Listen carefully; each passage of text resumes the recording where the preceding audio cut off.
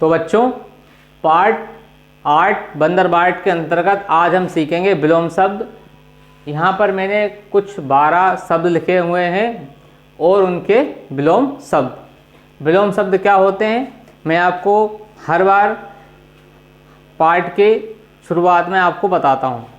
तो आज हम पुनः विलोम शब्द का अर्थ को जानेंगे। विलोम शब्द क्या होते हैं?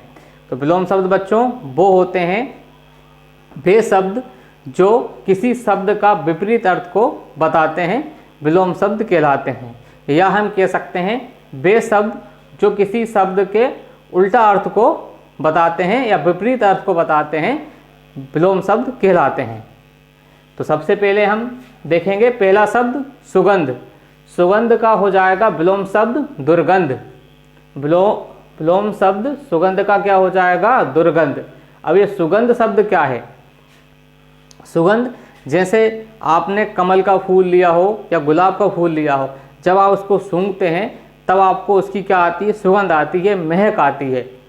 ठीक इसी तरह जब उसका उल्टा क्या हो जाएगा, जैसे आप आसपास कचरा वगैरह देखते हैं, है ना, या आसपास कोई लोग कचरे को जला देते हैं तो उससे निकलने वाले धुएं से आपको दुर्गंध महसूस होती है, बदबू महसूस होती है, तो उसी को हम बोलते हैं दुर्गंध।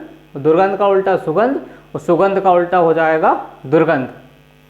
दूसरा शब्द है मूर्ख। मूर्ख का उल्टा हो जाएगा चतुर। मूर्ख वो व्यक्ति जिसमें अकल कम होती है, जो गलत काम को अपनी करने में बुद्धि नहीं लगाता। ठीक है, तो मूर्ख। उसके बाद चतुर। चतुर वो लोग जो स्मार्ट वर्क करते हैं, है ना, हर काम को कम समय में जल्दी तरीके से कर लेते हैं और अच्छी तरीके से कर पाते हैं, उन हम लोगों को क्या बोलते हैं? चतुर। तीसरा शब्द है झगड़ा। झगड़ा का क्या हो जाएगा? शांति। झगड़ा करना यानी दो लोग आपस में लड़ते हैं, उसी को हम बोलते हैं झगड़ा।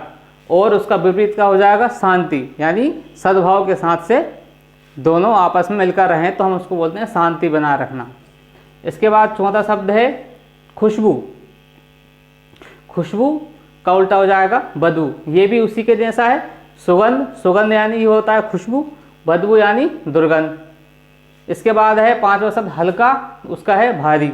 हल्का यानी कम भारी होना, और भारी है यानी वो वजन में क्या है, उस कोई वस्तु ज़्यादा होती है वजन में तो हम उसको बोलते हैं भारी।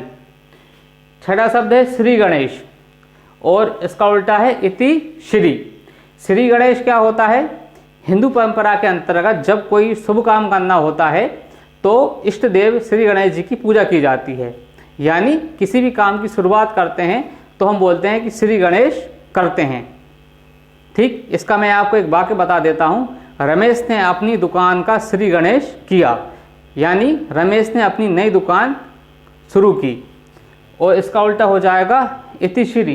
इतिश्री का अर्थ हो जाएगा कि कोई किसी काम का खत्म हो जाना। जैसे भारत और किसी देश के साथ अगर युद्ध होता है और युद्ध की समाप्ति हो जाती है तो हम बोल सकते हैं कि युद्ध का इतिश्री हो गया। तो इतिश्री समझ में आ गया। इतिश्री मतलब समाप्त होना। श्री गणेश यानी किसी भी चीज़ की शुरुआत के नई शुरुआत करना। अब सातवां शब्द आता है हमारा शत्रु। शत्रु का हो जाएगा मित्र। शत्रु यानी जो हमारे दुश्मन हैं उनको हम बोलते हैं शत्रु, और जो हमारे दोस्त हैं उनको हम बोलते हैं हिंदी की भाषा में मित्र। तो मित्र, मित्र का उल्टा शत्रु, शत्रु का उल्टा मित्र। इसके बाद है आठवां शब्द स्वर्ग। स्वर्ग और दूसरा है नर्क। हिंदू मान्यता के अनुसार जब व्यक्ति मर जाता है तब उसको दो चीज़ें मिलती हैं, या तो स्वर्ग या तो नर्क।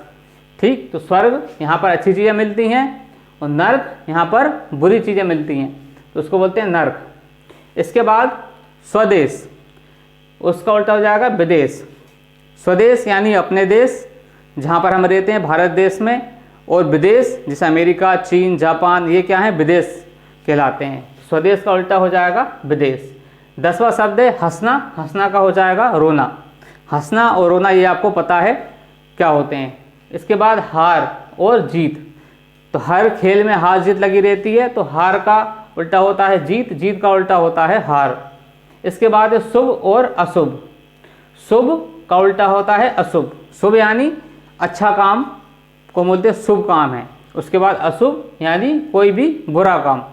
जैसे आपने देखा होगा दिवाली के समय लोग अपने दरवाजे के ऊपर लिख देते हैं शुभ लाभ यानी अच्छा लाभ होना। ठीक, तो शुभ यानी अच्छा होना, अशुभ यानी बुरा होना। तो मैं यहाँ पर मैंने आपको 12 शब्द बताए और 12 शब्दों के आपको मैंने विलोम शब्द बता दिए। इनको आप अपनी कॉपी में लिखना है और इन विलोम शब्दों से आपको एक एक वाक्य मुझे बनाकर भेजना है। मुझे उम्मीद है ये आपको समझ में आ गया होगा। तो इस वीडियो को यहीं समाप्त करते हैं। धन्यवाद।